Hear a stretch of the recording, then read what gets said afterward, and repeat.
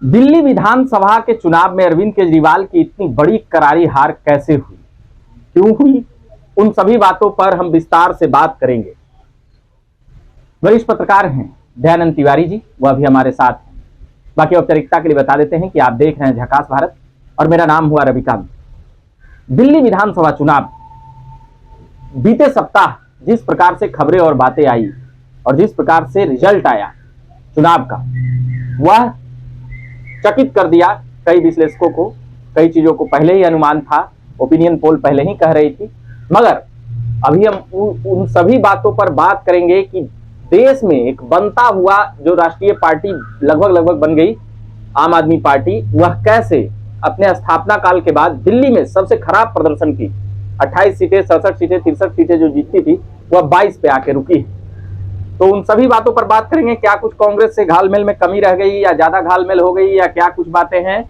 दयाशंकर तिवारी जी कैसे हैं? बहुत बढ़िया, बहुत बढ़िया। अरविंद केजरीवाल को तो जानते ही है ना? हाँ, पूरा हिंदुस्तान जानता है, पूरा विश्व जानता है। आप एकदम शुरू से आपकी रेल में लगे। काहे ऐसे करते हैं? अरविंद केजरीवाल का नाम सुनते हैं आप? अरविंद केजरीवाल जो है, देखिए, पहले बाल बच्चा होता है परिवार में तो कुल का दीपक होता है। ये अरविंद केजरीवाल आया था, ये फ्रॉड टाइप का आदमी, शुरू से ही बाल बच्चा का कसम खाया था। आप काहे ऐसे बोलते हैं? हम लोगों के यहाँ जो पापी है, बहुत बड़ा पापी है। तो उसको जन समर्थन 12 साल मुख्यमंत्री, 12 साल वहां तो केवल जैसे मुफ्त का खाने वाला था, वही ना वोट दिया था उसको। अच्छा, बिहार में उसको वोट दिया था, यूपी में वोट दिया था। यहाँ लोग मुफ्त का नहीं खाएंगे, मेहनत करके खाने वाले हैं, वहां उसको वोट नहीं मिलेगा। जहाँ फ्री का खाने वाले हैं, लालची लोग हैं, वहीं उसको वोट मिलेगा। क्या दिल्ली में लालची लोग रहते हैं? लालची ही लोग रहते हैं। जो फ्री बिजली, फ्री पानी के चक्कर में रहेगा वही उसको देगा। जैसे यूपी, बिहार, महाराष्ट्र में कहाँ दिया? वहाँ मेहनत का लोग हैं, परिश्रम करते हैं, खाते हैं, पीते हैं। मतलब कि आप एक तरफा बात कर रहे हैं। मतलब कि जो भाजपा को जिताए वो ठीक है, अब बाकी वो सब उसको जिता देता है। ना, भाजपा भी दूध की धोई हुई नहीं है। हाँ, भाजपा भी वैसी ही है। आप तो बोल ऐसे रहे हैं जैसे लग रहा है भाजपा के तरफ से। ना, भाजपा की तरफ से नहीं है। लेकिन जैसे आपने कहा कि केजरीवाल, तो केजरीवाल है ये फ्रॉड मैन, पहले ही बाल बच्चा सबका कसम खाया और उसको पाप वही कसम का लगा। आप कोई भी कसम खाते हैं, देहात में जाइएगा, चाहे शहर में रहिएगा, तो कोई आपको कसम खाएगा कि तनी माई बाबू का कसम खा ला, कोई खाता है? अच्छा, नहीं खाता, इसलिए कि लगता है इसने गलती कसम में लग गया। हाँ, बाल बच्चा का जो कसम खाया, वो कसम इसको लग गया। आज तो फ्रॉड है था। आप अगर देश में एक राष्ट्रीय पार्टी तक इन्होंने कर लिया, 4 स्टेटों में अपना कुछ न कुछ वहाँ वोट और ऐसी तमाम चीजें ले आए, तो उसको कैसे देखते हैं? इतनी बड़ी सफलता पंजाब में अभी भी उनका मुख्यमंत्री है सर। पंजाब में मुख्यमंत्री है। हाँ। पंजाब को आप क्या जानते हैं? पंजाब में उतना पूरी भाजपा की टीम लग गई। पहले बात कि पंजाब में जो खालिस्तानी समर्थक थे उन्होंने इसको जिताया, ठीक है। वहाँ सीधे साधे, पंजाब में ज्यादा सीधे साधे किसान हैं और उन सबको ही बरगला लिया। पंजाब में बहुत अच्छे लोग हैं और मेहनत करने वाले लोग हैं। जो खालिस्तानी ग्रुप था वो केजरीवाल के साथ था। अच्छा, उन्होंने किसानों को बरगला लिया और बरगला करके इसको जितवा दिया और सरकार बना लिया।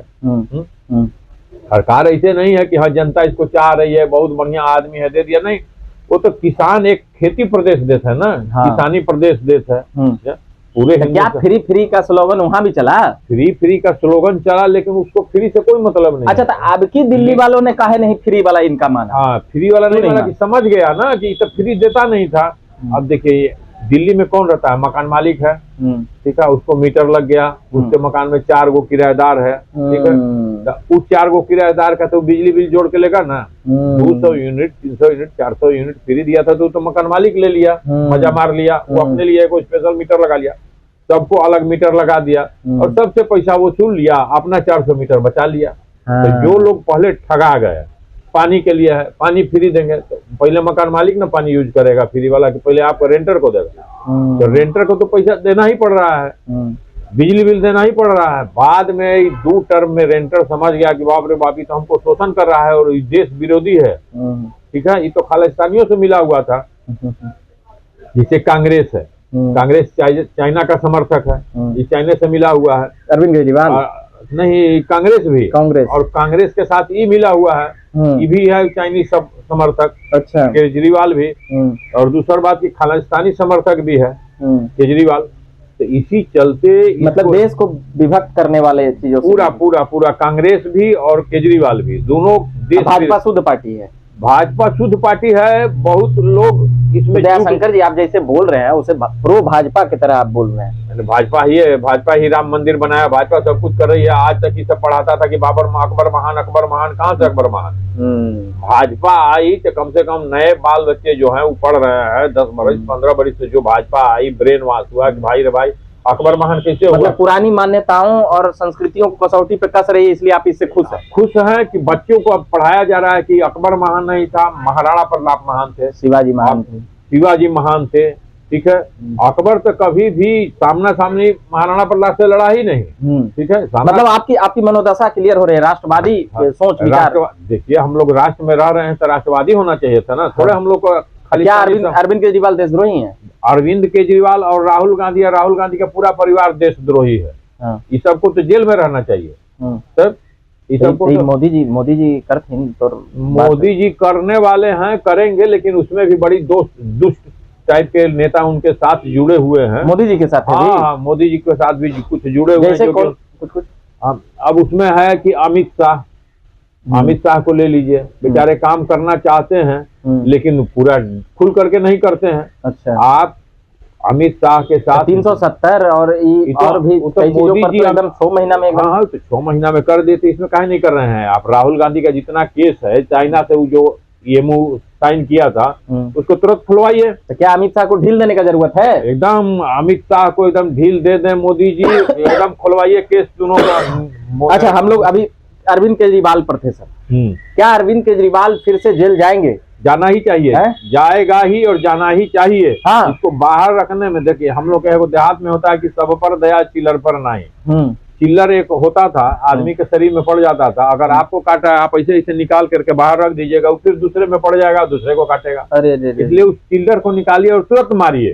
ठीक है, केजरीवाल वही है, देश विरोधी है, खालिस्तानी समर्थक है। इसका सारा केस खुलवा करके इसको अंदर करना चाहिए था। तुरंत इसको अमित शाह को, मोदी जी को फ्री हैंड छोड़िए। हाँ, कि चाहे 2 नेता को तो इसमें लगा दीजिए, 2 मंत्री को, कि भाई जो देशद्रोही है उसका देखो, उसका चरित्र देखो, तुरंत PIL करो, उसके ऊपर केस करो, इसको तुरंत अंदर कराओ। ये छूट पा जाता है, इसी चलते इसका मन बढ़ जाता है। अरविंद केजरीवाल को शुरू में ही अगर डाउन किया गया रहता तो ये इतना आगे नहीं बढ़ता। ये केजरीवाल जो है चाइनीज समर्थक और खालिस्तानी समर्थक है, इसको जेल में रहना चाहिए। अमित शाह जी को तुरंत चाहिए कि केस खुलवा कर इसको अंदर करें। चलिए, तो बड़ी बात बता रहे हैं अरविंद केजरीवाल को लेकर। हम और भी अगले भाग में और भी कई चीजों पर बात करेंगे, बिहार में BPSC को लेकर और भी चीजें हैं, मगर अरविंद केजरीवाल को सीधे तौर पर देशद्रोही बता रहे हैं। अब दयाशंकर जी का अनुभव है, विचार है, ये कह सकते हैं, और बहुत सी चीजें हैं, मगर कहा जाता है पत्रकारिता को न्यूट्रल होकर करना चाहिए। हम लोग न्यूट्रल नहीं है, हम लोग देश को न देखते हैं। पत्रकारिता इसका मतलब कि क्या है कि यहाँ गांजा लेकर बेचारा आमची का पत्रकार बनकर बैठे रहे। हाँ। उसको धरेंगे, पकड़ेंगे, थाना को खबर करेंगे, उसको पटक करके नहीं भागने लगेगा तो उसको पकड़वाएंगे, थाना को बुलाएंगे। तो कई पत्रकार हैं, वो अरविंद केजरीवाल में देश का विपक्ष का नेता देख रहे थे। अरे वो नहीं देख रहे थे, वो पत्रकार नहीं है, वही उसी को लोग तो पत्रकार कह रहा है और पत्रकारों की प्रतिष्ठा ले रहा है। अच्छा, वही पत्रकार जो है अरविंद केजरीवाल के कांग्रेस में है, जो सटे हुए थे, उन्हीं के नाम पर पत्रकार नाम पड़ गया। ठीक है, और उसी से पत्रकारों की प्रतिष्ठा जा रही है। पत्रकार का मतलब क्या होता है कि 10 वर्ष पत्रकारिता किया, उसके बाद नेता की PRO बनकर के चमचागिरी करने लगा। ये सब नहीं होना चाहिए। तुम पत्रकारिता किए हो, रिटायर हो जाओ, घर बैठो, लिखो, प्रतिष्ठा बढ़ाओ पत्रकार। अभी आशुतोष कुमार है, पत्रकार है, जीवन इसकी तो आम आदमी पार्टी में भी बेचारे रहे। ना, उसकी संपत्ति की जांच होना चाहिए। वो राजीव शुक्ला एक तो है कांग्रेस में, उसको उसकी संपत्ति की जांच होनी चाहिए। कई पत्रकार भाजपा में भी है सर, उसका भी नाम ले लीजिए। उसकी भी जांच होनी चाहिए। हाँ, उसकी भी जांच होनी चाहिए। अरे हम तो कहिए ना कि जो पत्रकार है और उन नेताओं के घर पे मिलेगा, आपको चमचागिरी करते हुए मिलेगा, उसको चप्पल जूता उठाते हुए मिलेगा, वो पत्रकार नहीं है, वो चमचागिरी करता है। उसी की पत्रकारिता के नाम पर वो चमचागिरी कर रहा है और पत्रकारिता को बदनाम कर रहा है। हाँ, हमको क्या जरूरी है तुम्हारे चमचागिरी करने का? तुम न्यूज दो ना भाई, जो सही बात है वो बोलो। बिल्कुल बिल्कुल, हाँ, तुम चमचागिरी कर करके और उस नेता को बढ़ा रहे हो, उसकी चमचागिरी कर रहे हो, पत्रकारिता के अस्तित्व को गिरा रहे हो। चलिए, तो हम लोगों ने पत्रकारिता पर भी बात कर ली। अरविंद केजरीवाल के हार को लेकर जो बातें सामने आई है वो बातें आपने सुनी। बाकी आप बने रहिए झकास भारत पर। मेरा नाम रविकांत हुआ और हमारे साथ अभी जुड़े हुए थे वरिष्ठ पत्रकार दयाशंकर तिवारी जी। तो इन्होंने, दयाशंकर जी ने कई बातें बताई है, पत्रकार हो या अरविंद केजरीवाल के कार्यकलापों पर और भी बहुत सी चीजों पर। आप झकास भारत देखते रहिए। चैनल को सब्सक्राइब नहीं किए होंगे तो कर लीजिएगा, फेसबुक पेज को फॉलो नहीं किए होंगे तो कर लीजिएगा, ट्विटर और इंस्टाग्राम पर भी हमारी खबरें हैं। धन्यवाद।